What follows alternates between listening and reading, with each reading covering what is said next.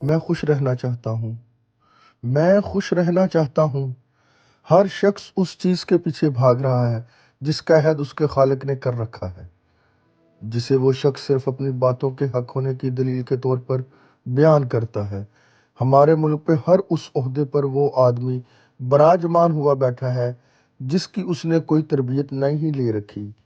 میرا مطلب اس مہارتی کام کا نہیں جو کسی نے استادی شاگردی سے حاصل کر رکھی ہے۔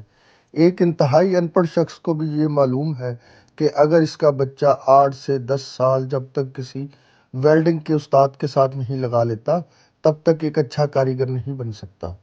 مگر ہماری بدقسمتی یہ ہے کہ جس عہدے پر جس کو فائز کر دیا جاتا ہے اس کی نہ کوئی استادی شاگردی کی روایت پر اور نہ ہی کسی نصابی تربیت کی بنیاد پر تقرری ہوتی ہے۔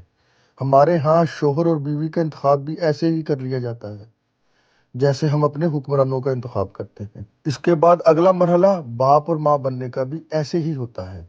ایسا ہی انتخاب ساس اور سسر منتخب کرتے ہوئے ہوتا ہے۔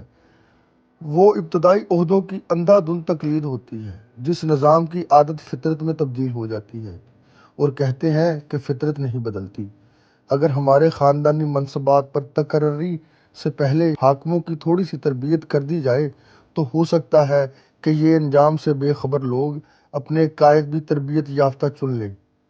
اور ایک اہم بات، کسی چیز کے بنانے والے نے اس چیز کی حفاظت اور استعمال کے لیے ایک رہنما کتاب دی ہوتی ہے۔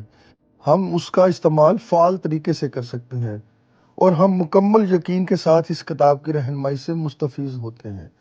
اس طرح انسان کا خالق یا ایجاد کرنے والے نے بھی ان چیزوں کے استعمال کے متعلق ایک ایسی رہنما کتاب دے رکھی ہے، اور کتنے خوش قسمت ہیں ہم بدقسمت لوگ جن کے لیے اس موجد برحق نے کتاب کے ساتھ رہنمائی کے لیے ایک اسوہ حسنہ بھی بھیجا ہے، جس نے اس موجد برحق کی ایجاد کا استعمال احسن طریقے سے کر کے دکھایا۔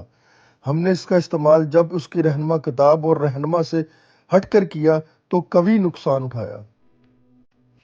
شاید خدا اس نقصان کو درگزر کر دے جو کہ شاید ہے، مگر یقیناً اس کی معافی بھی طلب کرنا ظلم گناہ گنا جائے گا۔ یقیناً اس کی معافی بھی طلب کرنا ظلم گنا جائے گا، جو ظلم ہم اپنے حکمران منتخب کرتے ہوئے کرتے ہیں۔